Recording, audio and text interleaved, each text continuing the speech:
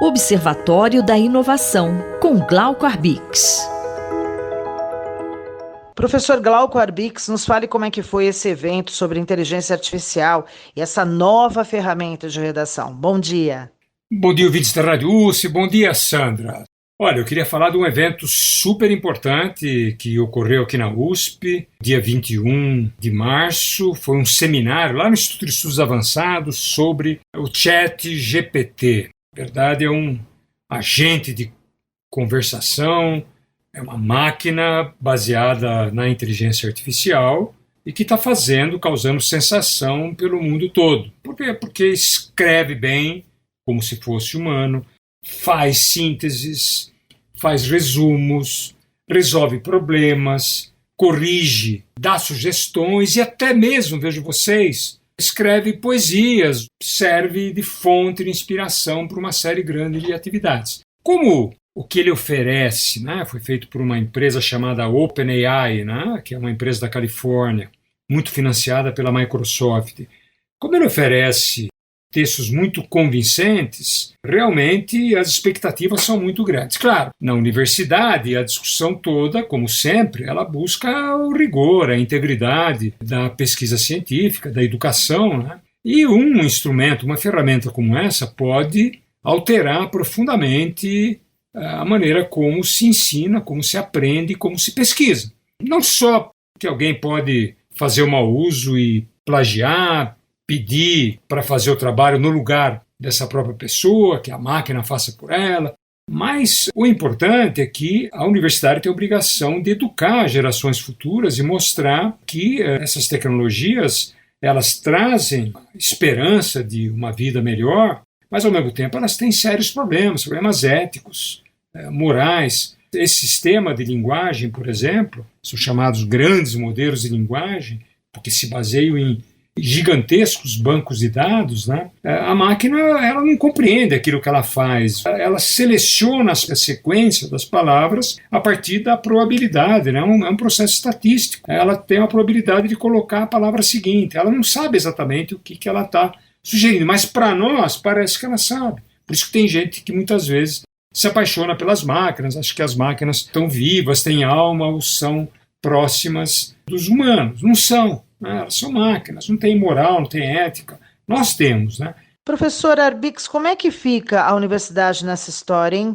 Qual o papel da USP? A universidade tem a obrigação de conversar sobre essa realidade, mostrar as falhas, essas máquinas, exatamente por elas decidirem oferecer composições de textos que não tem muita relação com a verdade dos fatos, Ela vai juntando e muitas vezes ela tem aquilo que os americanos chamam de hallucinations, São alucinações, ela inventa coisas, de repente alguém que você pede uma biografia super bonitinha sai e de repente fala que ele foi presidente de uma instituição que não existe, um laboratório que nunca existiu. A universidade fez o possível e impossível e agora a gente acredita. Foi feito tudo lá no Instituto de Estudos Avançados, com especialistas, presença do reitor, de pró-reitores, de especialistas de várias áreas, porque esse é um problema multidisciplinar.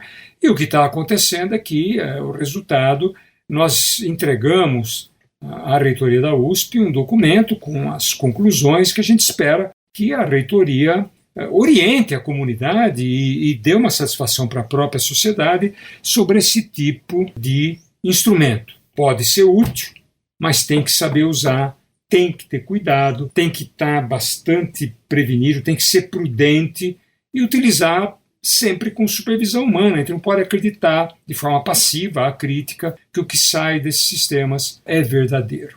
Quem tiver mais interesse entra no site do Instituto de Estudos Avançados, lá da USP, teve acompanhamento do canal da USP pelo YouTube, muita gente, mais de 800 pessoas acompanharam os trabalhos. Foi um evento muito bonito e muito positivo. Eu sou Sandra Capomatti e você ouviu o professor Glauco Arbix. Observatório da Inovação, com Glauco Arbix.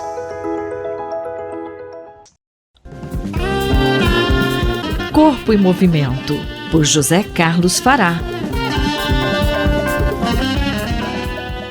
Olá, professor. Por que é muito comum a queda em idosos, causando muitos transtornos? É um problema muito comum e grave. Segundo a Sociedade Brasileira de Gerontologia e Geriatria, as quedas podem matar e já se tornaram a sexta principal causa de morte em idosos. Além disso, o custo do cenário da saúde pública é imenso, especialmente quando após a queda o idoso perde sua autonomia e torna-se dependente. Ainda segundo a sociedade, a cada ano aproximadamente de 30% a 40% dos idosos caem, pelo menos uma vez, e as consequências negativas extrapolam o aspecto físico, sendo também psíquicas e sociais. As quedas em idosos são comuns, porque o processo de envelhecimento traz algumas perdas importantes no nosso corpo. A osteopenia, que é a perda da massa óssea e deixa o osso enfraquecido. A perda da massa muscular, que traz como consequência a falta do controle no movimento. E o equilíbrio. A perda cognitiva, que diminui a nossa atenção e percepção. E a baixa aptidão física. Soma-se a isso a doenças pré-existentes, é um quadro propício às quedas. Como podemos evitar as quedas? No site da Biblioteca Virtual do Ministério da Saúde tem algumas dicas importantes, mas o processo de perdas do envelhecimento é inevitável. Mas alguns hábitos que, se adquiridos, podem ajudar muito. A prática da atividade física é muito importante. Os benefícios da prática da atividade física se contrapõem ao processo de envelhecimento.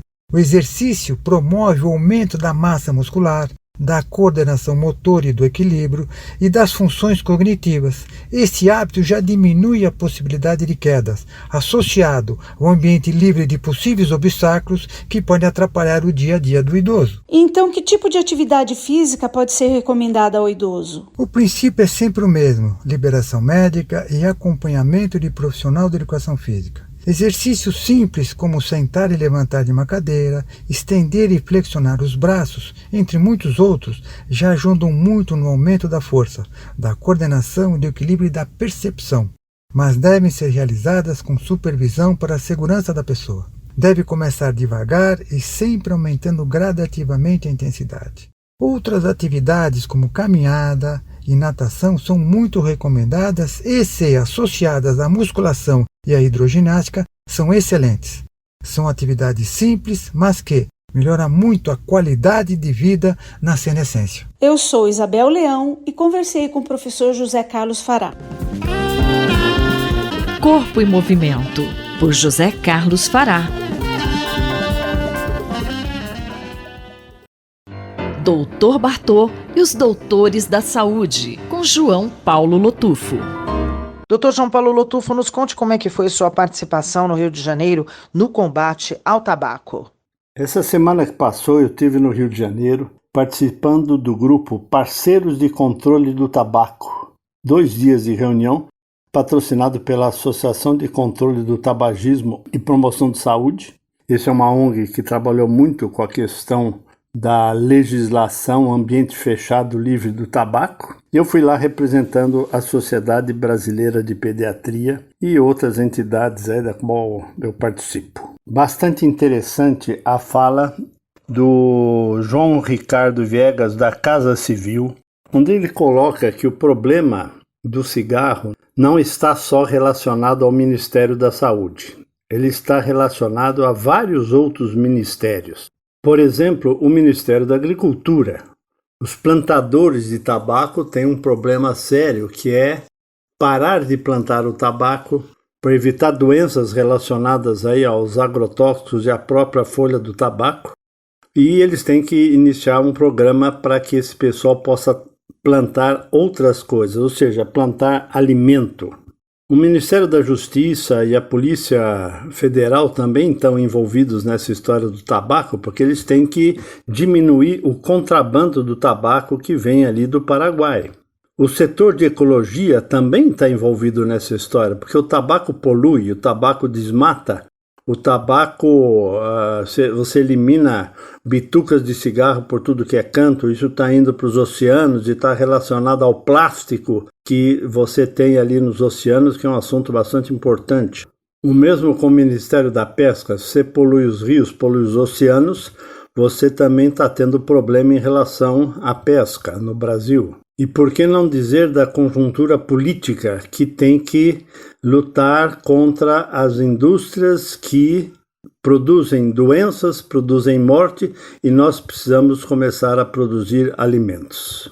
Ou seja, estamos mostrando que todos os setores, e principalmente o setor político, tem que ajudar os parceiros de controle do tabaco para diminuir o malefício que o tabaco traz para o nosso planeta. E por que não dizer do cigarro eletrônico, onde os jovens estão começando a utilizar e estão ficando dependentes de nicotina. Essa semana eu consegui fazer um jovem de 20 e poucos anos a diminuir o tabaco eletrônico e chegar à cessação do cigarro eletrônico, porque ele já estava dependente e percebeu isso claramente. Doutor Lotufo, quem mais estava presente nessa reunião? Estava presente o Alexandre Milagres, que é um médico, tem um programa de rádio bastante importante em relação à luta antitabágica, e ali eu escutei um senhor dizendo o seguinte, que ele estava na praia, e chegaram vários jovens com um monte de comida, um monte de lanche, comeram, beberam e largaram tudo ali na praia. E uma senhora que estava ali ao lado ficou horrorizada com aquela situação. E ele comentou o seguinte, senhora, eles poluíram o ambiente, mas a senhora, com as suas 10 bitucas enterradas na areia, também poluiu o ambiente. Nós temos que ter noção do que a gente faz e precisamos vencer essa luta contra o tabaco, que é a primeira causa de morte evitável no mundo. E não caia nessa ilusão de que o cigarro eletrônico faz menos mal do que o cigarro comum. Essa é a conversa da indústria, mas não é a conversa da saúde. Um grande abraço a todos. Eu sou Sandra Capomatto, você ouviu o Dr. João Paulo Lotufo, responsável pelo projeto Dr. Bartô. Doutor Bartô e os Doutores da Saúde, com João Paulo Lotufo. Na cultura, o centro está em toda parte, por Martin Grossman. Professor, o que importa, o que considerar neste momento de início de ano pela perspectiva cultural? Simone e ouvintes da Rádio USP. É um prazer estar de volta nessa coluna. Na cultura, o centro está em toda parte. Mais um ano compartilhando com vocês questões, críticas, enfim, reflexões sobre o papel da cultura na sociedade contemporânea. Nessa primeira coluna do ano, eu queria fazer um breve retrospecto. Tem que ser breve porque o nosso tempo é muito curto. Mas para localizar essa virada que já está nos anais da história, no final do ano de 2022 ao início desse ano de 2023, do ponto de vista mesmo de fenômenos naturais e aqueles causados também pelo aumento das temperaturas, né, por essas mudanças climáticas, tivemos enchentes na África, tempestades de inverno na América do Norte, incêndios florestais no sul do Chile, um grande, ou na verdade na sequência, 2 terremotos na Turquia e na Síria, causando 53 mil mortes, né? E mais recentemente aqui no litoral de São Paulo, uma verdadeira calamidade, causou 35 mortes ou mais, de uma quantidade de água, né, de tempestade que deixou aí uma preocupação muito grande. Do ponto de vista mesmo de eleições, da ordem política, o segundo turno do ano passado deu a vitória a Luiz Inácio Lula da Silva, por uma margem muito pequena, né, em relação ao ex-presidente, e iniciou o seu terceiro mandato agora em janeiro desse ano.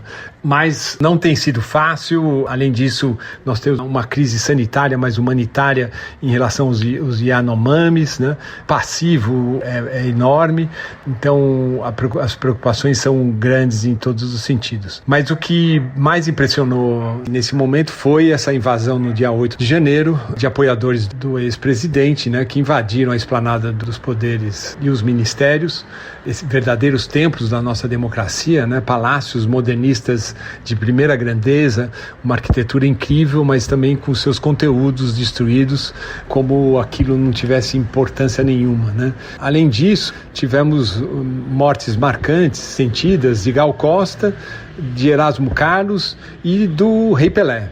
uma figura que faz parte da esfera pública, global, eu diria, controverso porque nunca foi um ativista, mas ele é um rei negro, né? Será sempre esse rei negro do futebol. Então tem sido momentos bastante intensos e preocupantes. Há indícios de significativas transformações no âmbito da cultura brasileira? Seguindo em frente, o que reluz no horizonte? Certamente a reintegração à estrutura ministerial do governo federal do Ministério da Cultura do Brasil. Fundamental para a cultura, ter o seu próprio ministério. Uma outra grande notícia inspiradora é a criação do Ministério dos Povos Indígenas, ainda mais sob a liderança de mulheres indígenas, né? No caso, Sônia Guajajara como ministra e Joênia Wapichana como presidente da FUNAI. Mas também emocionante foi a outorga do título de doutor honoris causa a Davi Copenau Yanomami, acontecida na semana passada na Unifesp. E aqui na USP, a presença de nada mais nada menos do que Conceição Evaristo como titular da Cátedra Olavo Setúbal de Arte, Cultura e Ciência. Eu, Simone Lemos, ouvi o professor Martin Grossman. Na cultura, o centro está em toda parte, por Martin Grossman.